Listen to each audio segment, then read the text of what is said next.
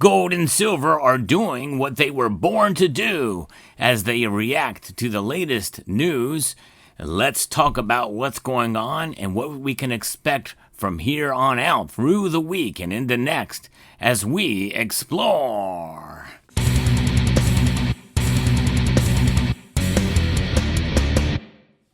And maybe even beyond that, I am bullish on both metals. In fact, the metals complex is rather interesting today.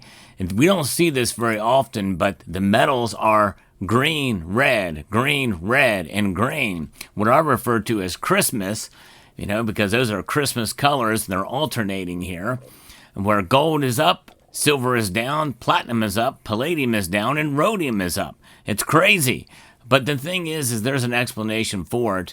And we're going to get into that, especially with gold and silver right now. Before I go into those numbers, I want to remind you of channel sponsor Summit Metals. If today's price movements don't give you validation for holding precious metals and stacking, well, I don't know what else will. We're going to get into that in a moment, but next time you are shopping for precious metals, consider Summit Metals as a source to accumulate gold and silver. They have competitive prices and excellent service and fast shipping. Check out summitmetals.com.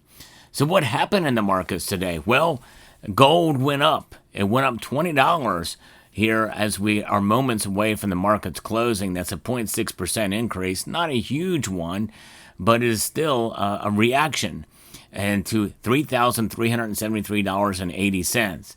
So really gold is holding the line. And silver really is too. It's still above $34.50 right now, down only 6 cents. It did go up a little bit earlier in the day, topping out at $34.76. But right now it's trading 6 cents down 0.17%. Platinum is up $16. Palladium is down $19. And in a rare move, rhodium is up $100. That's almost a 2% increase. It's the winner metal of the day.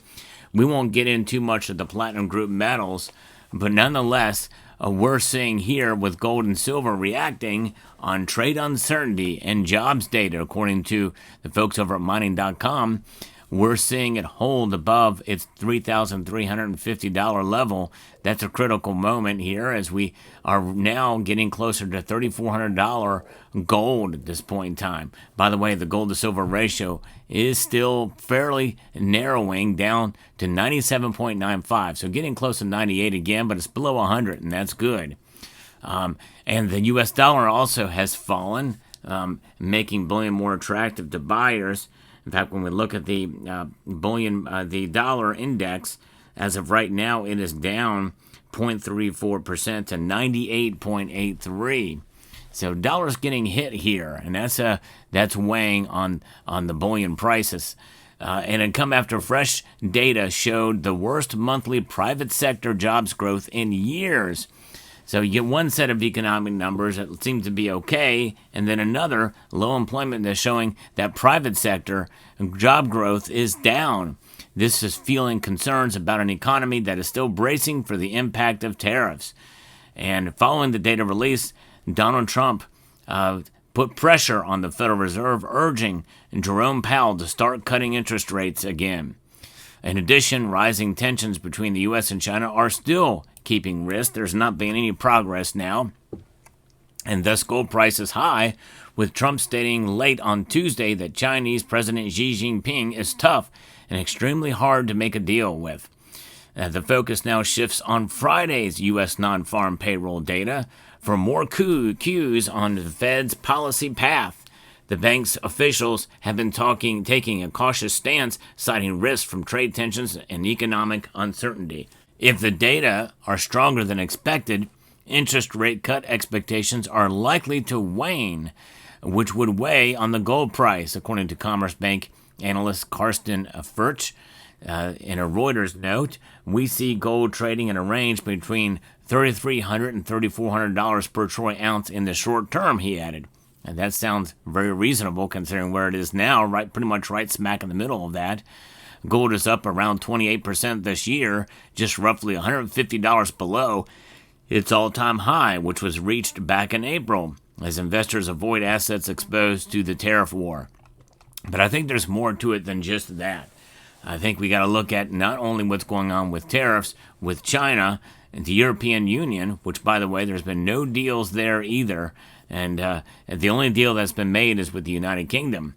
And so there's a lot of uncertainty that's going to weigh on this around the world with trade. And remember, I believe it was a member of the administration that said that tariffs are here to stay. No matter what, there will be tariffs, at least I think 10% across the board, no matter what deals are made.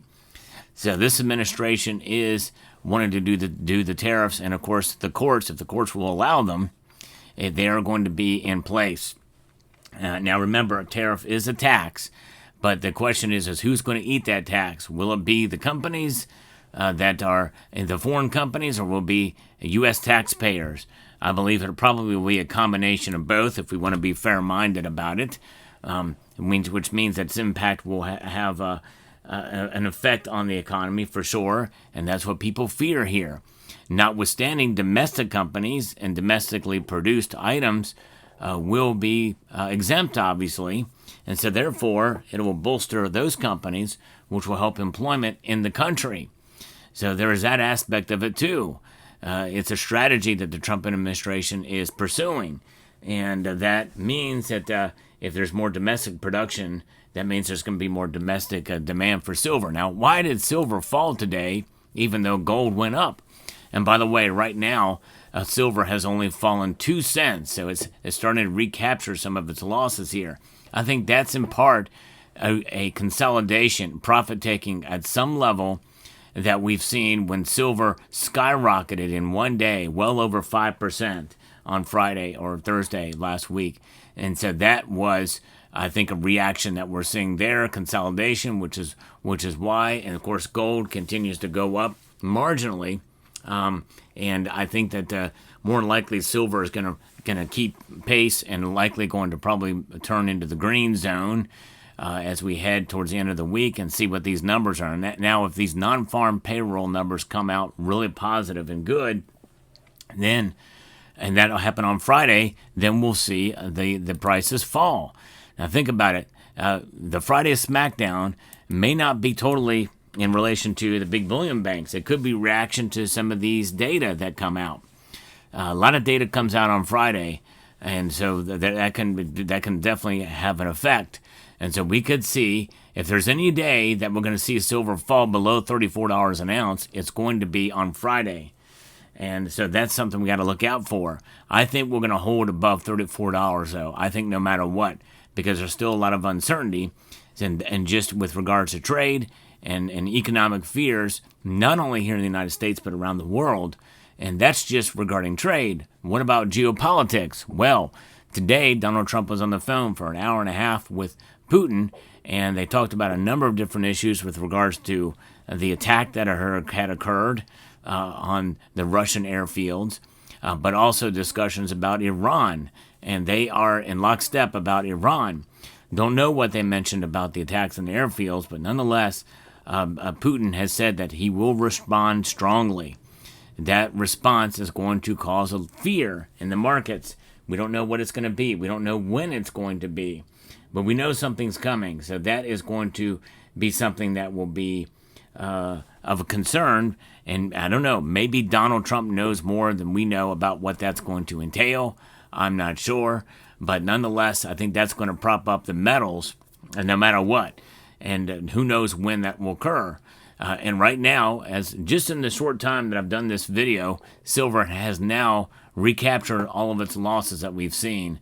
It is now at $34.60. So there's pressure to keep the metals up here. And I think that's something we have to look at and consider as we weigh what's going on. But every single day that we see silver stay above $34 puts immense pressure. And I did a video about that this morning, very important video about how important $34 silver is. I'm going to post a link to that at the end screen of this video, so I hope you will check that out. But this is interesting times we're living in. They're doing what they're supposed to do, gold and silver. They react out of fear. But when you hold it in your possession, you do not have to fear because you have yourself a hedge against economic instability. And even in the good times, gold and silver, when the prices subside or whatever, there is a strong support for silver and gold's prices in good economic times as well too, where you're going to be protected because inflation does not go away. And why is that? Because every single year it's there. In fact, I don't know of any time since I've been alive that it has not. There may have been one or two brief amounts of time, but the Fed's target is 2%, folks, 2%. And they don't consider that inflation, but in reality it is. It's just their target inflation. That's considered a good economic model. And nonetheless, I don't see it as that, because when we get cost of living increases, even as such, there are other aspects of price increases that occur, and that certainly can offset that in a number of ways. But there you have it. So there's your market report for today. Very interesting move with precious metals validating what they're there for, both gold and silver. Let me know what your thoughts are down in the comment section below. Hope you found this video informative, insightful, and educational. Would like to extend a multitude of gratitude to each and every one of you for taking the time to watch, and encourage you to please rate, share, comment, and subscribe.